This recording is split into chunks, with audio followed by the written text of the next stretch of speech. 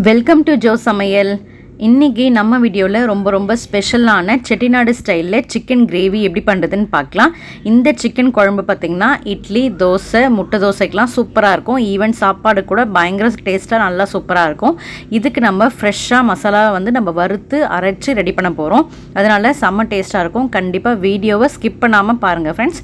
ஒரு பேன் எடுத்துக்கோங்க. அதில் இந்த அளவுக்கு நான் போட்டிருக்க மசாலா எல்லாமே நோட் பண்ணிக்கோங்க. நான் கீழே டிஸ்கிரிப்ஷன்லையும் தெளிவான விளக்கம் கொடுக்குறேன். ஸோ இதில் பார்த்திங்கன்னா பட்டை, லவங்கம், அதுக்கப்புறம் பார்த்திங்கன்னா பிரிஞ்சி இலை, ஸ்டார் அனீஸ், அதுக்கப்புறம் சீரகம், அப்புறம் சோம்பு, இது எல்லாமே நான் ஒன் பை ஒன்னாக ஆட் பண்ணிக்கிறேன். மிளகு மட்டும் 2 டேபிள் ஸ்பூன் அளவுக்கு ஆட் பண்ணிக்கோங்க. அதாவது சீரகம், சோம்பு 1 ஸ்பூன்னா மிளகு 2 ஸ்பூன் அளவுக்கு ஆட் பண்ணிக்கோங்க. குவான்டிட்டி உங்களுக்கு நீங்கள் சிக்கன் எவ்வளோ எடுக்கிறீங்களோ அந்த அளவுக்கு நீங்கள் ஆட் பண்ணிக்கோங்க. நான் 1 கிலோ சிக்கன் இன்றைக்கி செய்ய போகிறேன். அதனால் நான் அந்த சிக்கனுக்கு நான் இந்த அளவுக்கு நான் எல்லாமே ஆட் பண்ணி நல்லா ஃப்ரை பண்ணிக்கோங்க. ஆயிலெலாம் எதுவுமே தேவையில்லை. சும்மாவே நல்லா ஃப்ரை பண்ணி எடுத்துக்கோங்க. நல்லா கலர் சேஞ்ச் ஆகி வரணும் அண்ட் வாசமும் வரணும். ஸோ கொஞ்சம் நல்லா வதங்கினதுக்கப்புறம் மீடியம் ஃப்ளேம்லேயே வதக்கிக்கோங்க. இல்லை மசாலா கரிஞ்சிடும். ஸோ கரிஞ்சிட்டா டேஸ்ட் உங்களுக்கு கொடுக்காது. அதனால் நல்லா கொஞ்சம் நல்லா வதங்கினதுக்கப்புறம் கருவேப்பிலை இந்த அளவுக்கு ஆட் பண்ணி கருவேப்பிலையோட சேர்த்து நல்லா வதக்கி விட்டுக்கோங்க. ஸோ இந்த கருவேப்பிலையோட ஃப்ளேவர் சூப்பராக இருக்கும் கறி குழம்புல. அதனால் கண்டிப்பாக இந்த அளவுக்கு நல்லா வறுத்து ஆற வச்சு மிக்ஸி ஜாரில் பவுடராக இந்த மாதிரி அரைச்சி ரெடியாக வச்சுக்கோங்க. அதுக்கப்புறம் அதே மிக்ஸி ஜாரில் இஞ்சி, பூண்டு, பச்சை மிளகாய் அரைச்சி அதையும் விழுதாக எடுத்து ரெடியாக வச்சுக்கோங்க. ஸோ அதே பேனில் 1 கப் அளவுக்கு தேங்காய், ஃப்ரெஷ்ஷான கிரேட்டட் கோக்னட் எடுத்து நல்லா ரோஸ்ட் பண்ணிக்கோங்க.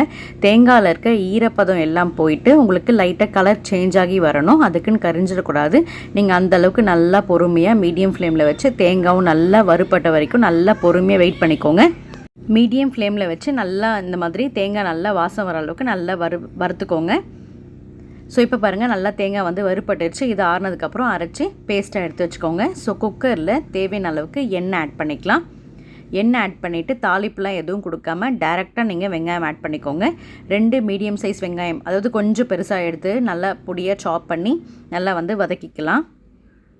வெங்காயம் நல்லா ஒரு லைட்டாக கலர் சேஞ்ச் ஆகி இந்த அளவுக்கு கலர் சேஞ்ச் ஆகி வரணும். ஸோ வந்ததுக்கப்புறம் இஞ்சி, பூண்டு, பச்சை மிளகாய் விழுது நம்ம அரைச்சி வச்சோம் இல்லையா, அதையும் ஆட் பண்ணி நல்லா பச்சை வாசனை போகிற அளவுக்கு நல்லா வதக்கி விட்டுக்கோங்க. வெங்காயம் நல்லா வதங்கி வரணும். இந்த டிஷ்க்கு வெங்காயம், தக்காளி கண்டிப்பாக நல்லா வதங்கி வரணும் ஃப்ரெண்ட்ஸ். நீங்கள் இந்த டைமில் சின்ன வெங்காயம் கூட அரைச்சி கூட நீங்கள் ஆட் பண்ணிக்கலாம். நான் இன்றைக்கி ஆட் பண்ணலை. ஸோ சின்ன வெங்காயம் பதில் நீங்கள் பெரிய வெங்காயம் ஆட் பண்ணாலும் இன்னும் சூப்பர் டேஸ்ட்டில் தான் இருக்கும். ஸோ இப்போ தக்காளி 2 மீடியம் சைஸ் தக்காளி எடுத்து நல்லா ரஃபாக சாப் பண்ணி இதில் ஆட் பண்ணிக்கோங்க. தக்காளி அதிகமாக தேவைப்படாது, ஏன்னா அதிகமாக தேவைப்பட்டால் புளிப்பு வந்துடும். ஸோ அதனால் மீடியமான இந்த 2 தக்காளி ரஃபாக சாப் பண்ணி ஆட் பண்ணி நல்லா தக்காளி சேர்த்துருக்கிறதே தெரியாத அளவுக்கு நல்லா வதக்கி விட்டுக்கோங்க. தக்காளி, வெங்காயம் நல்லா ஒரு சேர நல்லா வதங்கி வர அளவுக்கு நல்லா பொறுமையாக வதக்கிட்டுக்கோங்க. இப்போ பாருங்கள், தக்காளி நல்லா வதங்கிடுச்சு. ஸோ நல்லா கைவிடாமல் நல்லா வதக்கி விட்டுக்கோங்க. எண்ணெய் அளவாக ஊற்றிக்கோங்க. நம்ம ப்ரெஷர் குக் பண்ணதுக்கப்புறம் எண்ணெய் ஆட்டோமேட்டிக்காக சிக்கன்லேருந்து சுரந்து வரும். அதனால் எண்ணெய் நிறைய வேண்டாம். இந்த மாதிரி அளவாக ஊற்றி நல்லா வதக்கி விட்டுக்கோங்க. இப்போது நான் வாஷ் பண்ணி வச்சுருக்க சிக்கனை 1 கிலோ நான் இன்றைக்கி எடுத்திருக்கேன். அது தண்ணி இல்லாமல் நீங்கள் ஆட் பண்ணி நல்லா வதக்கி விட்டுக்கோங்க. இன்றைக்கி நான் போன்லெஸ் அண்ட் போனோடையும் கொஞ்சம் சேர்த்துருக்கேன், போன்லெஸ் இல்லாமல் கொஞ்சம் சேர்த்துருக்கேன். ஸோ அந்த மாதிரி இருக்க கறி தான் டேஸ்ட்டாக இருக்கும். அதனால் நீங்கள் ஆட் பண்ணி நல்லா வதக்கி விட்டுக்கோங்க. ஸோ இந்த சிக்கனோட அந்த வெங்காயம், தக்காளி, இஞ்சி, பூண்டு, பச்சை மிளகா இது எல்லாமே நல்லா ஒரு சேர நல்லா வதங்கி வரணும். அதனால் நல்லா ஹையில் வச்சு நல்லா வதக்கி விட்டுக்கோங்க. இன் பிட்வீன் நீங்கள் மூடி போட்டு கூட நீங்கள் வதக்கி விட்டுக்கலாம்.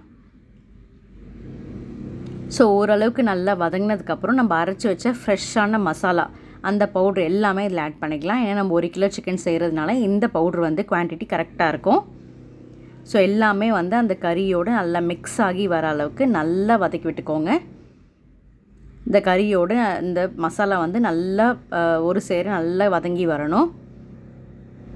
நீங்கள் இந்த மசாலா ஸ்டார்டிங்கில் நம்ம எண்ணெய் ஊற்றுறோம் பார்த்திங்களா, அந்த டைமில் கூட நீங்கள் ஆட் பண்ணிக்கலாம். பட் ஆனால் இந்த மாதிரி ஆட் பண்ணால் உங்களுக்கு மசாலா கருகாமல் இருக்கும். அதனால தான் இந்த டைமில் ஆட் பண்ணுறேன். தேவையான அளவுக்கு கருவேப்பிலை கொஞ்சம் ஆட் பண்ணிக்கலாம். இப்போது மஞ்சத்தூள், இந்த கறிக்கு தேவையான மஞ்சத்தூள் ஆட் பண்ணிக்கோங்க. காரத்துக்கு ஏற்ற மாதிரி வெறும் மிளகாத்தூள் ஆட் பண்ணிக்கோங்க. இது ரெட் சில்லி பவுடர் சொல்லுவாங்க இல்லையா, ஸோ அதுதான் ஆட் பண்ணியிருக்கேன். காஷ்மீரி ரெட் சில்லி பவுடர் இல்லை, நார்மல் ரெட் சில்லி பவுடர் தான். ஸோ ஆட் பண்ணிவிட்டு நல்லா மிக்ஸ் பண்ணி விட்டுக்கோங்க. ஸோ தேவையான அளவுக்கு உப்பு ஆட் பண்ணிக்கலாம். நல்லா கறி நல்லா வதங்கினதுக்கப்புறம் தேவையான அளவுக்கு உப்பு ஆட் பண்ணிக்கலாம். நீங்கள் கல் உப்பு ஆட் பண்ணிக்கலாம், இல்லைனா டேபிள் சால்ட் எது வேணால் ஆட் பண்ணிக்கலாம், அது உங்கள் விருப்பம். ஸோ நல்லா மிக்ஸ் பண்ணி விட்டுக்கோங்க. ஸோ வெங்காயம் தக்காளி அந்த எல்லாம் பாருங்கள் நல்லா வதங்கி வந்துடுச்சு. இப்போ வந்து புளிக்காத ஃப்ரெஷ் கர்ட் வந்து ஒரு 2 கரண்டி அளவுக்கு நான் ஆட் பண்ணிக்கிறேன். மீடியமான கரண்டி வந்து எடுத்துருக்கேன். ஸோ அந்த அளவுக்கு நான் ஆட் பண்ணி நல்லா மிக்ஸ் பண்ணி விட்டுக்கோங்க. தயிர் நம்ம ஏன் ஆட் பண்ணுறோம் அப்படின்னா கறி வந்து நல்லா சாஃப்டாக வெந்து கொடுக்கும் அண்ட் ஃப்ளேவரும் உங்களுக்கு சூப்பராக இருக்கும். ஸோ நல்லா வதக்கி விட்டுக்கோங்க. அந்த தயிரோடு நல்லா சிக்கன் வந்து நல்லா வதங்கி வரணும். இப்போ பாருங்கள் நல்லா வதங்கி வந்துடுச்சு. ஸோ இப்போ வந்து பார்த்திங்கன்னா கறிக்கு தேவையான அளவுக்கு தண்ணி ஆட் பண்ணிக்கலாம். ஆல்ரெடி சிக்கன்லேருந்து தண்ணி வந்திருக்கு. ஸோ நான் வந்து இன்றைக்கி 2 டம்ளர் அளவுக்கு தண்ணி ஆட் பண்ணிக்கிறேன். ஆட் பண்ணிவிட்டு நல்லா மிக்ஸ் பண்ணி விட்டுக்கோங்க.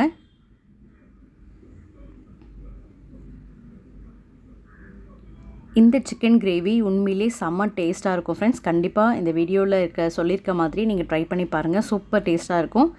ஸோ நல்லா மிக்ஸ் பண்ணி விட்டுட்டு ஃபைனலாக வந்து நம்ம விசில் போட்டு ஒரு 4 விசில் வந்து ப்ரெஷர் குக் பண்ணி எடுத்துடலாம். ஸோ நல்லா மிக்ஸ் பண்ணிவிட்டு இந்த டைமில் நீங்கள் உப்பு வந்து கரெக்டாக இருக்கா, உப்பு காரம் கரெக்டாக இருக்கான்னு சொல்லி லைட்டாக செக் பண்ணிக்கோங்க. ஸோ கரெக்டாக இருந்துச்சு அப்படின்னா குக்கரை வந்து மூடிட்டு ஒரு 4 விசில் ப்ரெஷர் குக் பண்ணி எடுத்துக்கோங்க.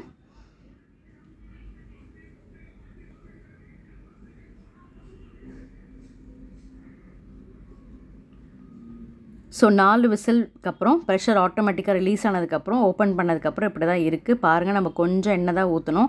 ஆனால் எவ்வளோ எண்ணெய் வந்து பிரிஞ்சு வந்திருக்குன்னு சொல்லி அதுக்கு தான் வந்து நம்ம லிமிட்டடாக எண்ணெய் ஊற்றிக்கலான்னு நான் ஆரம்பத்துலேயே சொன்னேன். ஸோ இப்போ வந்து பார்த்திங்கன்னா நல்லா வந்து எண்ணெய் பிரிஞ்சு சிக்கன்லாம் வெந்து நல்லா ஃப்ளேவர்ஃபுல்லாக சூப்பராக இருக்குது. இப்போ நம்ம ஃபைனலாக நம்ம தேங்காய் பேஸ்ட் அரைச்சி வச்சோம் இல்லையா, அதை வந்து இப்போ ஆட் பண்ணிக்கலாம். ஸோ திக்காக இருக்க தேங்காய் பேஸ்ட்டை வந்து இதில் ஆட் பண்ணிக்கோங்க. ஆட் பண்ணிவிட்டு இப்போ அந்த மிக்ஸி ஜார்லேயே இன்னும் கொஞ்சம் தண்ணி ஆட் பண்ணி நல்லா மிக்ஸ் பண்ணி இதுலேயே ஆட் பண்ணிக்கலாம். உங்களுக்கு கன்சிஸ்டன்சி ரொம்ப திக்காக வேணும் அப்படின்னா நீங்கள் அந்த தண்ணி ஆட் பண்ணாமல் அந்த தேங்காய் பேஸ்ட்டை மட்டும் ஆட் பண்ணி விட்டுக்கோங்க. இருந்தாலும் இட்லி தோசைக்கெலாம் தொட்டு சாப்பிட்றதுக்கு கொஞ்சம் கிரேவி லிக்விடாக இருந்தால் நல்லாயிருக்கும் நீங்கள் ஃபீல் பண்ணிங்கன்னா மிக்ஸி ஜார்லேயே இன்னும் கொஞ்சம் தண்ணி ஆட் பண்ணி நல்லா மிக்ஸ் பண்ணிவிட்டு இதில் ஆட் பண்ணிக்கோங்க.